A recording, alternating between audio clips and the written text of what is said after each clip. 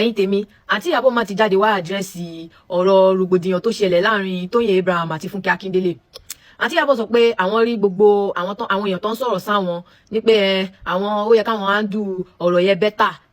àwọn ni wọ́n handle ẹ̀ dáadáa kíníkan àwọn tó ṣàn fọ́ọ̀tì wọn fún nǹkan tó ṣẹlẹ̀ láàrin Fúnkẹ́ Akíndélé àti Tóyìn Abraham wọ́n láwọn rí gbogbo ẹ̀ wọ́n ní anyway that's on you. wọ́n ní àwọn àti Fúnkẹ́ they've been friends for the longest. wọ́n ní ó nígbà kan there were times that they fell out and there were times that they made up. wọ́n ní even gan ó nígbà kan tí àwọn dragi Fúnkẹ́ Akíndélé lórí ọ̀rọ̀ movie Tóyìn Abraham. wọ́n ní àwọn mọ̀ pé àwọn she did wrong by doing that ní pé àwọn ò bá má ṣe bẹ́ẹ̀ àwọn handle ẹ̀ better ń gbà yẹn but àwọn méjèèjì wọ́n tún bẹ̀rẹ̀. ẹ̀yin èèyàn wa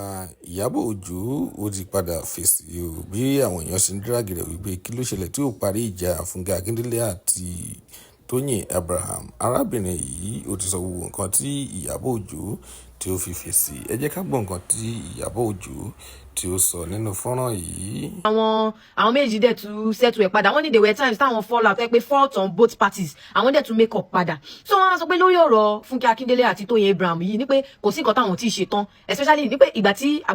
àwọn méjì tí wọ́n fi sọ̀rọ̀ tó bára sọ̀rọ̀ yẹn wọ́n ní ó lá iye ìgbà táwọn sunkún sí wọn lọ́rùn táwọn kúnlẹ̀ táwọn bẹ̀bẹ̀ táwọn ṣe oríṣiríṣi káwọn méjì ṣàfi settle pé kò sí nǹkan táwọn ṣe tán láti fi settle àárín àwọn méjèèjì. wọ́n ní at the end of the day àwọn méjì padà settle ní pé òun la rí pé last year there were several videos tó fly online níbi tí Tóyìn Abraham àti Fúnkẹ́ Akíndélé tó ti jọ ń bára sọ̀rọ̀ tó ti ní interactions a lot of videos la rí gbà yìí òun ló jẹ́ kí gbogbo wa mọ̀ pé àwọn méjèèjì tẹ̀ ti settle wọ́n ti ń bára wọn sọ̀rọ̀ padà so àti Ìyábọ̀ kan fẹ́ pé àwọn làwọn settle ẹ̀ wọ́n ní but settlement here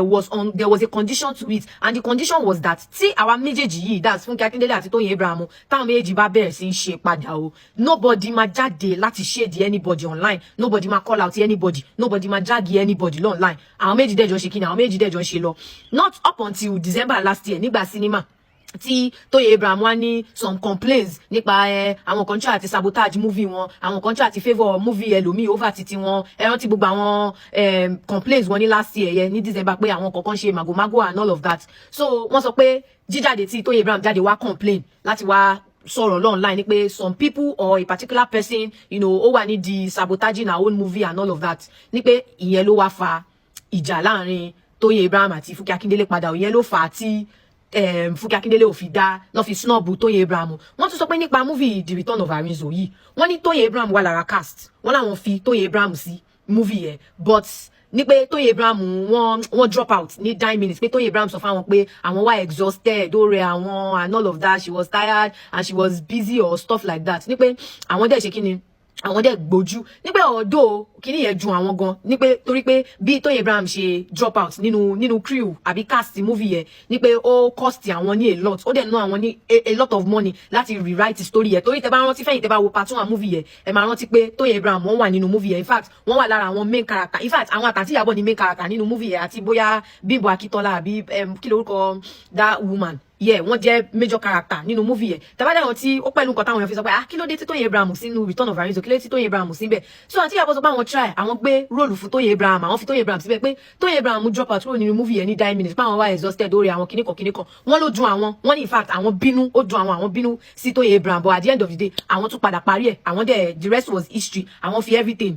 behind them and that was it ní pé ilé tó wá ṣẹlẹ̀ yìí ní pé she has tried àwọn ọ̀dẹ̀ ní anything they are both adults two of them are adults tó bá wọn kọ́ gree tó bá wọn kọ́ má gree wọ́n ní